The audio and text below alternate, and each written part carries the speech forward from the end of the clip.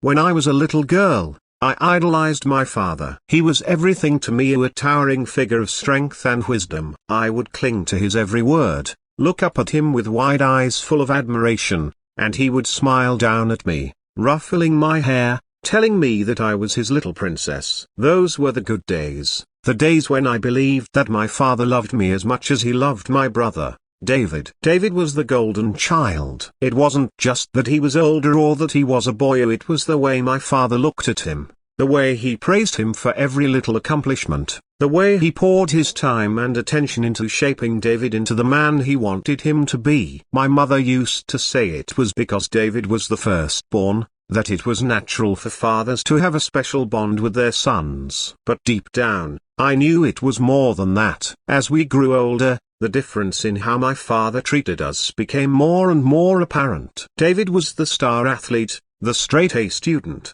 the one who could do no wrong in my father's eyes. I, on the other hand, was always in the background, trying desperately to earn the same kind of approval that came so effortlessly to my brother. I worked hard in school, joined clubs, and tried to make my father proud, but it was never enough. No matter what I did, David always outshone me, and my father made sure I knew it. When I was in high school, the divide between us grew even wider. My father became increasingly involved in David's life, attending every game, every award ceremony, every event that showcased David's achievements. He would beam with pride, telling everyone who would listen about how his son was going to be a star, how David was destined for greatness. I would stand on the sidelines, clapping politely, trying not to let the sting of being overlooked show on my face. The worst part was that David wasn't a bad brother. He wasn't mean or cruel. He just existed in the same world that I did, basking in the adoration that I craved. He would try to include me, try to share the spotlight, but it was never the same. It was his world, and I was just living in it. I remember one particular night when everything changed. I was 16, and I had just won an essay contest at school. It wasn't a huge deal, but it was something I was proud of, something I wanted to share with my family. I came home that evening, clutching my certificate, eager to tell my parents the news. But when I walked into the living room, I found them huddled around the TV, watching a replay of one of David's games. My father was cheering, his eyes glued to the screen, as if nothing else in the world mattered. I stood there for a moment, waiting for them to notice me, to ask how my day was, but they didn't. I cleared my throat, trying to get their attention, and finally, my mother glanced over at me. "How was school, sweetie?" she asked, her voice distracted. I held up the certificate, trying to keep the excitement in my voice. "I won the essay contest," I said, hoping for some kind of reaction. My mother smiled, but it was the kind of smile you give when you're not really listening. "That's nice, dear," she said, turning back to the TV. I looked at my father, waiting for him to say something, anything, but he didn't. He was too engrossed in the game, too caught up in David's world to care about mine. I felt a lump form in my throat, and I quickly excused myself, retreating to my room, where I sat on my bed and stared at the certificate, the pride I had felt earlier fading into nothingness. From that moment on, I stopped trying so hard. I stopped looking for his approval, stopped hoping that one day he would see me the way he saw David. I focused on my own life, my own goals, and did my best to distance myself from the constant comparisons that had plagued me for so long. It wasn't easy, but it was the only way I knew how to protect myself from the pain of being second best. As high school came to an end, the time came to start thinking about college. I had always been a good student, not as naturally gifted as David, but I worked hard, and my grades reflected that. I had dreams of going to a good school, of studying something I was passionate about, of finally making something of myself. I applied to several universities, and to my delight, I was accepted into my top choice a prestigious school with a great program in the field I wanted to study. I was over the moon when I received the acceptance letter. For the first time in a long time, I felt like I had accomplished something that was mine, something that couldn't be overshadowed by David's achievements. I couldn't wait to tell my parents, to finally share some good news that would make them proud of me. But when I sat down with them to discuss college, my father's reaction was not what I had expected. I had always assumed that he would help me with tuition, that he would support me the way he had always supported David. After all, he had paid for David's college education without a second thought, even bragging to his friends about how his son was going to make something of himself. But when it came to me, things were different. "I'm sorry, but we can't afford to pay for your college," he said, his voice flat and emotionless. "David's education took up most of our savings, and there's not much left. You'll have to figure out another way." I stared at him, stunned, unable to comprehend what he was saying. "Beauty broken bar, you paid for David's college," I said, my voice barely above a whisper. He shrugged, as if it were the most natural thing in the world. "David had a future. He had potential. We knew he would do something great with his education. But you were broken bar. Well, you're smart, but you're not like David. We just can't justify the expense." His words hit me like a punch to the gut. I had always known that David was the favorite, but I had never imagined that my father would outright refuse to support me in the same way. I felt a mix of anger, hurt, and betrayal, but most of all, I felt a deep, crushing disappointment. I had worked so hard, done everything I could to make him proud, and in the end, it still wasn't enough. I looked at my mother, hoping for some kind of support, some sign that she would stand up for me, but she just looked away, her expression a mixture of guilt and resignation. I realized then that I was truly alone in this, that I couldn't rely on anyone but myself. That night, I lay in bed,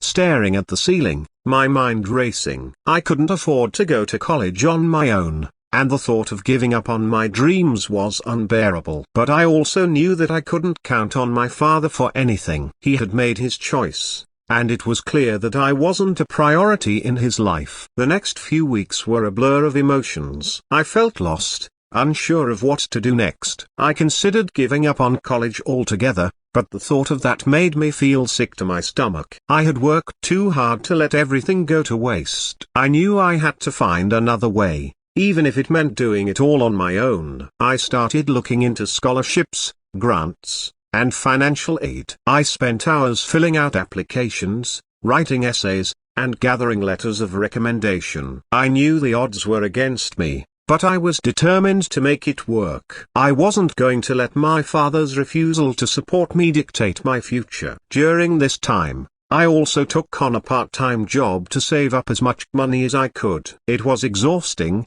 juggling work, school, and the stress of trying to figure out my future, but it gave me a sense of purpose, a sense of control over my own life. I was no longer waiting for someone else to save me, I was saving myself. As the weeks turned into months, I started to hear back from the various scholarships and financial aid programs I had applied to. Some were rejections, but there were also a few acceptances. Little by little, the pieces started to fall into place. I was able to cobble together enough money from scholarships, grants, and my own savings to cover most of my tuition. It wasn't going to be easy, and I knew I would have to work part-time while in school to make ends meet, but it was enough. I could do it. I could make it work. The day I received my final financial aid package, I felt a surge of triumph. I had done it. I had secured my future, despite all the odds stacked against me. I didn't need my father's money,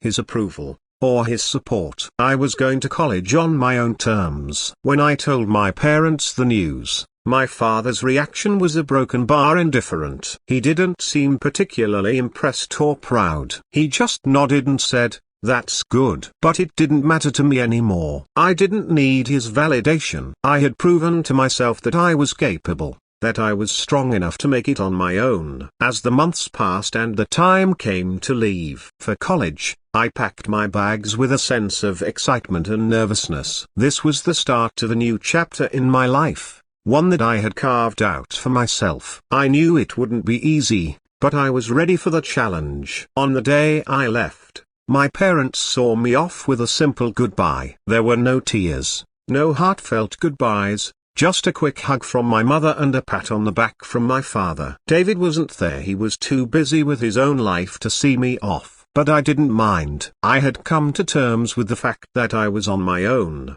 and that was okay. College was everything I had hoped it would be and more. It was hard, balancing classes, work, and trying to make friends, but it was also exhilarating. I was learning new things, meeting new people, and discovering who I was outside of the shadow of my brother. I threw myself into my studies, determined to make the most of the opportunity I had fought so hard to secure. There were times when I struggled, when the weight of it all felt overwhelming. But I had learned to rely on myself, to push through the tough times and keep going. I wasn't the little girl who had once craved her father's approval. I was a young woman who was building her own future, one step at a time.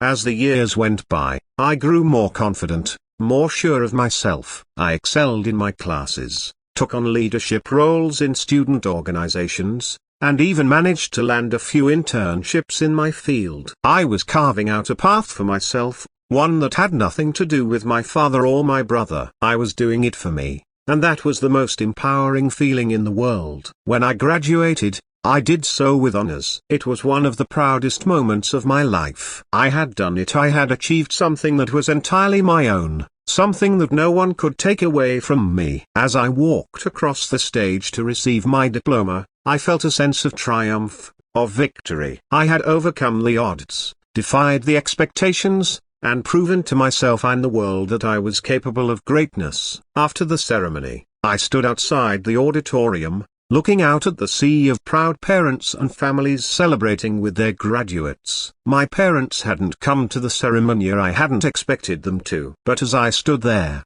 watching everyone else bask in the love and pride of their families, I felt a pang of sadness. I had done this on my own, but a part of me still wished that my father could have been there, that he could have seen what I had accomplished.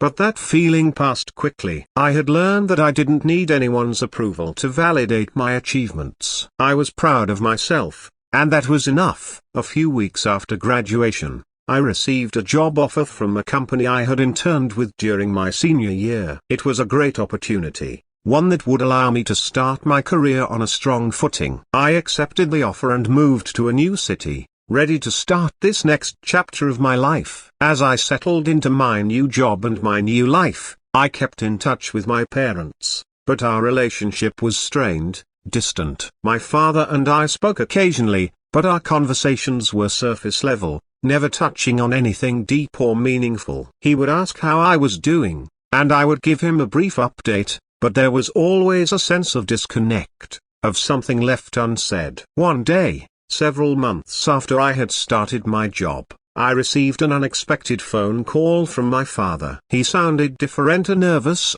uncertain, almost vulnerable. He told me that he had been thinking a lot about our relationship, about the way he had treated me over the years, and that he wanted to apologize. "I know I wasn't there for you the way I should have been," he said, his voice tinged with regret. "I was so focused on David, on what I thought he could achieve, that I didn't see what I was doing to you. I'm sorry. I know it's too late to make up for the past, but I want you to know that I'm proud of you. You've accomplished so much, and you did it all on your own. That takes strength, real strength. I just hope that one day, you can forgive me." I was silent for a moment, processing his words. It was the apology I had longed for, the acknowledgement of the pain he had caused me. But it also felt bittersweet. Too little, too late. "I appreciate your apology," I said finally, my voice calm but firm. "But you need to understand that I've moved on. I've built a life for myself, and I'm proud of what I've accomplished. I don't need your approval anymore. I've learned to rely on myself, and I'm okay with that." There was a long pause on the other end of the line,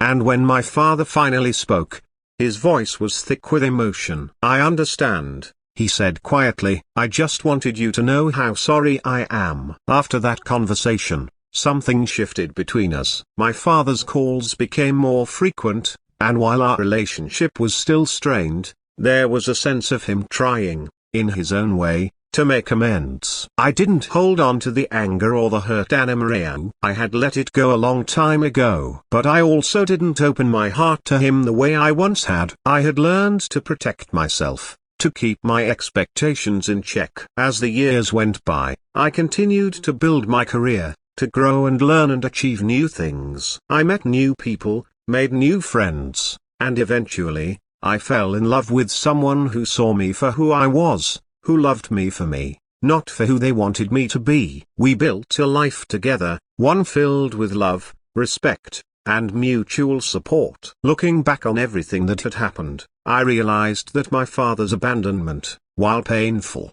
had ultimately shaped me into the person I had become. It had forced me to find my own strength, to rely on myself, and to build a life that was truly mine. I had learned that I didn't need anyone else's approval to be happy, to be successful, to be proud of who I was. In the end, my father's choice to favor my brother over me had been a blessing in disguise. It had set me on a path of self-discovery, of independence, of resilience. I had learned to fight for what I wanted, to never give up on my dreams, and to always believe in myself. And that, I realized, was the greatest gift of all.